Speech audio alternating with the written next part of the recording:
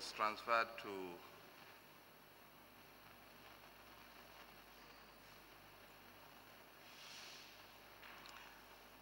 Sabadell Atletico, Sabadell Alantico, San Pedro, Spain. That was the beneficiary of that transfer. And as far as... And it was for Fly Match Aviation. The beneficiary is Fly Match Aviation. Okay. FLYMACH AVIATIONS.L. And it looked like it was for chartering a flight. Yeah, it could be. I'm not sure. From the documents that I see. Yes, because there was some transactions done by Gambia Airways, you know, and it's the same transaction that we are doing actually. I see. Okay. Could you tell us the payments to Dabanani Electric Enterprises for $2,016,520? This was for, it would appear from the papers for what? You had to pay for this amount, all related to the AU summit at the time. Yes. What was the project that Dabanani was involved in? Dabanani was doing the electrification for the AU villas, street lights. Okay. Yes, so GNPC was, had a contract with Dabanani to do that. Okay, to electrify the area? The AU villas, the street lighting for the AU villas. The street lighting? Yes. Okay. So GNPC basically paid for the infrastructure? Yes. For the AU summit? Yes. I see. Peje, you had, at the last meeting, indicated a loan of 1 million, I believe, or it was 1.5, and this is the breakdown that you have. Yes. So the total loan to PEJEP is $1,595,952. Yes. Totaling $47,223,409. Yes. This money is outstanding. Yes. Never paid. No.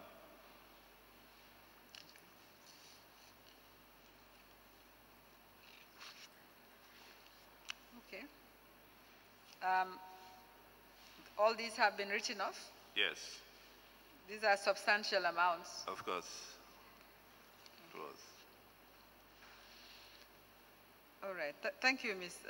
The commission members may have questions for you. Mr. Baji, were you free to pursue these debtors under your terms of engagement as managing director? As I said, before I came, in fact, the director of finance or the finance manager then wrote requesting for the payments of these monies, but there was no response. You know, so if you look at it, I came in 2008, and this we are outstanding since 2000 and some of them 2006, 2004, and so on. So we could not pursue them further because the first instructions, when we tried to pursue them, there was no response. The writing off happened under your tenure? No, the writing actually, I can confirm whether it happened during my tenure. It's possibly during my tenure or before I came in. Just in case it happened under your tenure, was it done with board approval or was it a management decision? For the writing of the debtors? No, that was a board approval. We took it to the board, okay. You know, and then the board approved it, and we wrote it off. Okay. So, in your opinion, were the performance indicators you needed as an MD to stay in office? As MD of GNPC, did you have targets to achieve, or was it that you serve at the pleasure of the president, ex-president? Actually, for me, when I came in, there was a gap, a period when actually there was no interference, I can say. Before I came, most of these transactions happened, but when I came in, there was a space where there was no interference, except for two transactions that I think we did, the 10 million and I don't know, 300 and something million, sorry, $1,000, But it only started in 2013 when actually it was triggered by me writing to the Office of the President for the funds we are having from the data sales and also the license and other things to be recognized as grants. That's the time it triggered everything, because maybe they forgot about GNPC then. So basically for me at the time, that's why we were able to build GNPC from an institution where you have only less than 7 staff to an institution of more than 200 staff, and also to build stations from Banjul to Basse, and also to build the petroleum house. All these things happened at that time. So basically we had a period where there was little interference, but 2013, latter part of it, everything collapsed.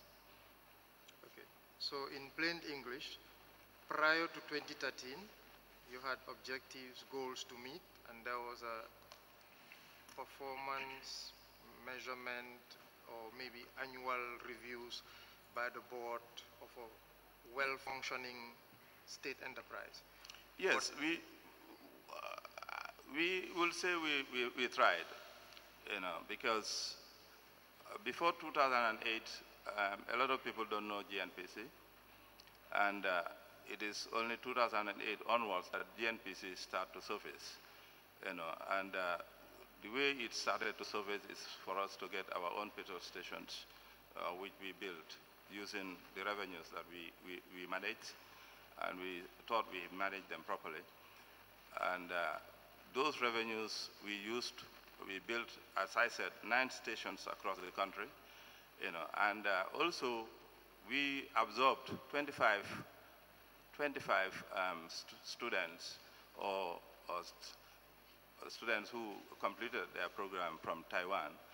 We are absorbed by GNPC, 25 at one go. So all those things we are able to do because we had managed what we had. We managed it, I think we managed it properly, the way we saw it, and the institution was growing, from less than 7, as I said, to over 200 staff at the time I was dismissed, I can say. Okay. Final question. Yes.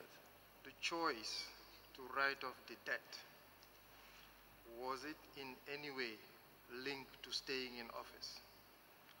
If you pursued the debt, would there be any negative consequences?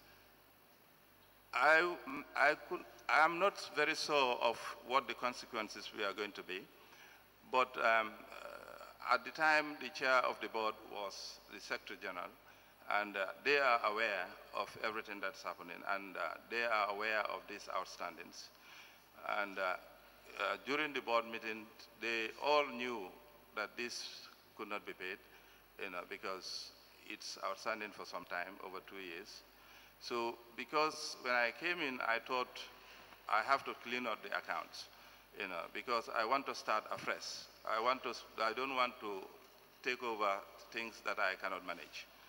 So that's why I said, I decided to recommend to the board that since these debts were outstanding for long, I think, and also what we are saying is that maybe we may not be able to recover it.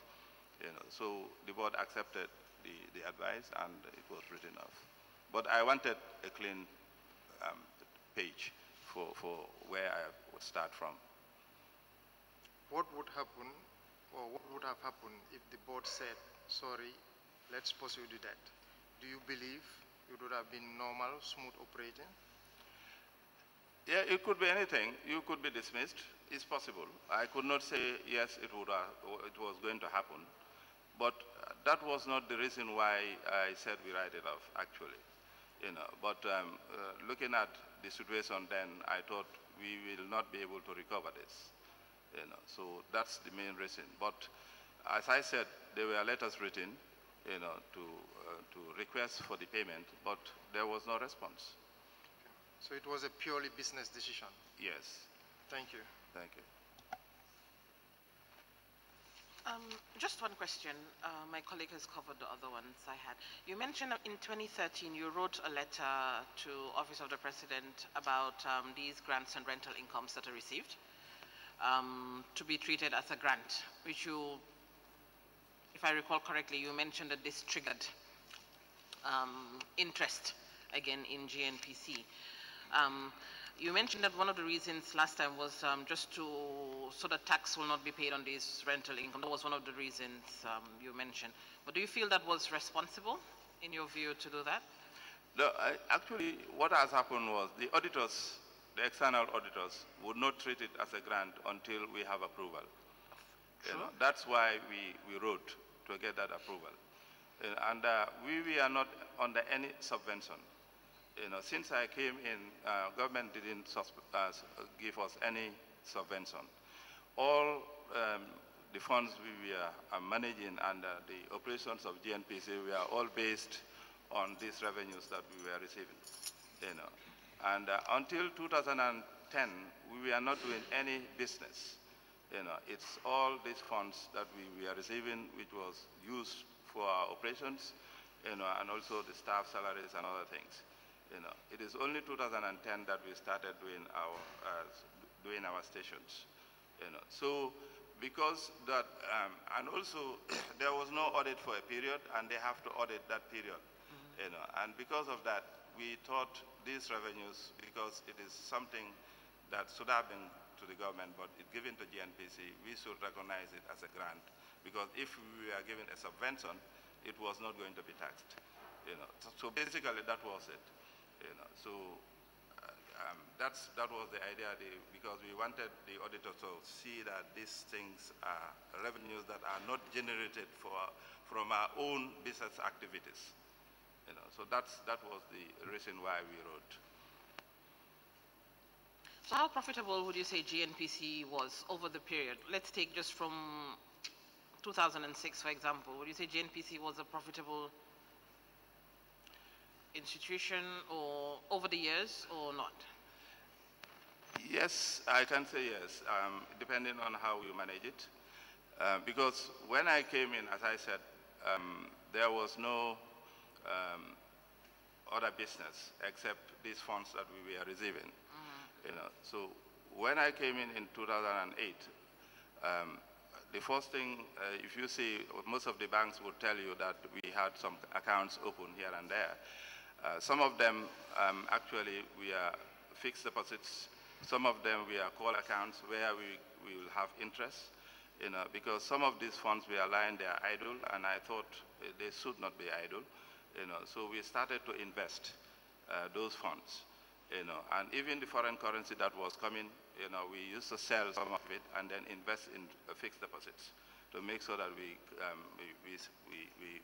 plow back some of this interest. We used that to build, even the stations, some of this interest was used to build that. So we were generating funds, even before we started business, from the revenues that we get from fixed deposits and also sale of foreign currency. Okay, what I'm trying to get to is like from the periods 2006, 2007, I know that was before your time, when there was a lot of these amounts given out. How profitable was the institution? At that time, actually, what was happening was we were just receiving revenues. Yeah. And these revenues were all banked, And from there, they were using those revenues and withdrawing them for their own activities. But at that time, I can say the only thing that was generating revenue was maybe some of the fixed deposits that they opened. Okay, so in your view, would you say it was a loss-making business, or would you say it was a profitable business? That's what I'm trying to get to. Yeah, what I wanted you to understand is before 2010, we were just receiving these revenues and investing them into treasury bills and other things. But there was no other activity that GNPC was doing except that.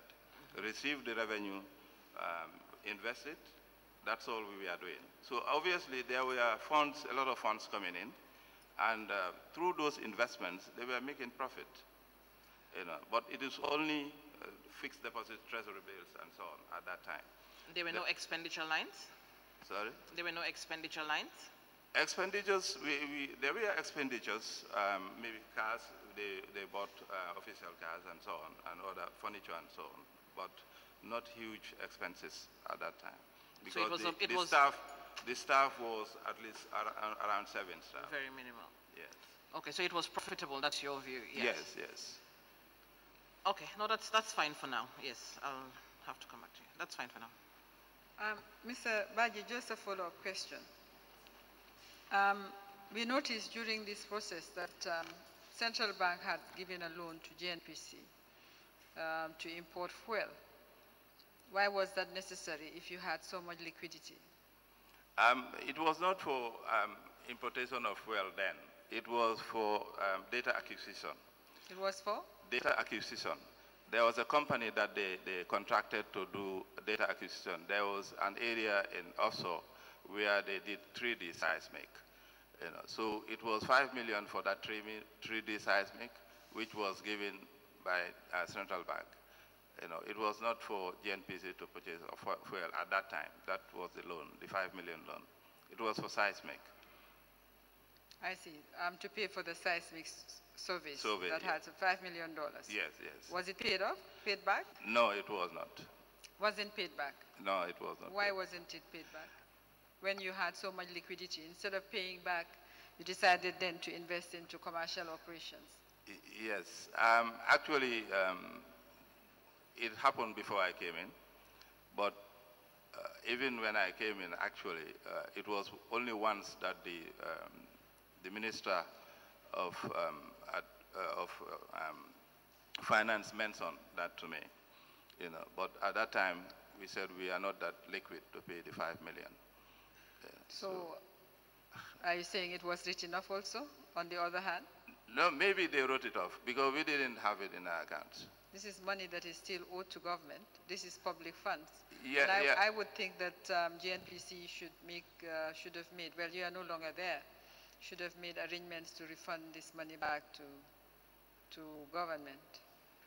But yes, yes, because actually it was government at that time and the central bank.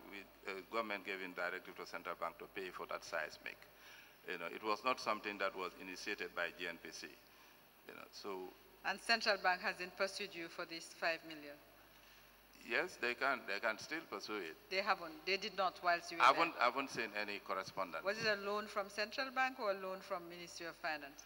I think it was through the Ministry of Finance. There are directives maybe from the Office of the President to Ministry of Finance or something like that. But it was not something that was communicated to us. I see. On the, just one question on the transition from being a limited liability company to a corporation. You were the MD then. Yes. What was the rationale for this? You were a company receiving a lot of revenue, which ordinarily should have been paid into public funds, because these are really payments for sale of data and purely, really, public responsibility and so on. Yeah. But you are a limited liability company. Then you decide then to change to a corporation. What was going on? What was the rationale? Actually, as I said, initially, if you look at the article of association and memorandum of memorandum, you will see that there were institutions that were listed there as shareholders, which actually never happened. It was 100% government, and then because it was 100% government owned, it was decided that there should be an act that should establish GNPC as a corporation. So that's why we moved on to put up the act, and then for Parliament to enact it, so that at least it becomes a corporation, because it's 100% government institution. So being, you were an institution that was supposed to make profit. Now you changed into a corporation. So now you are not even supposed to be in commercial operations. Is that no, a fair assessment? We are still the business arm of the government, and where we will be investing into petroleum activities, and it's basically is the business arm of the Gambia government on petroleum matters, and that's why we are still a business institution, and we should still be making profit. Creating surplus, you mean? Yes. For whom? Yeah, actually. Let me ask you this question. Yes. One of the issues that I see in this whole process, one of the things the Commission has to do is to look at policy, law, and so on, and make recommendations. Okay. And one of the issues that have come to my attention is that here is GNPC engaged in private enterprise. But again, at the same time, there is no mechanism for transferring your profits back to the only shareholder, which is government. Do you think there should be in place some sort of dividend policy between government and all those public enterprises that are generating what ordinarily would be regarded as profit, so that every year you are compelled to transfer part of what you generate back to the Consolidated Revenue Fund? Yeah, basically that's the reason why we have these corporations. They have to make profit and also pay taxes to the Gambia government, and also pay dividends. But over the years, actually, the activities of these institutions are not very independent, actually. And most of the institutions, we are also not making profits, because of some of the activities that we are not, because you are forced into certain activities which actually, business-wise, they are not advised to. So, but you will go in for those activities because of some directives given here and there. But in a nutshell, all corporations are supposed to make profit, and they are supposed to pay their taxes as normal, and also at the same time pay a dividend. Okay. So this actually, I don't see any reason why, if you make profit, you should pay dividend. Okay. I just don't see any such provision in your act. But anyway, it's interesting that you should mention that. Maybe one of the things we have to look at is...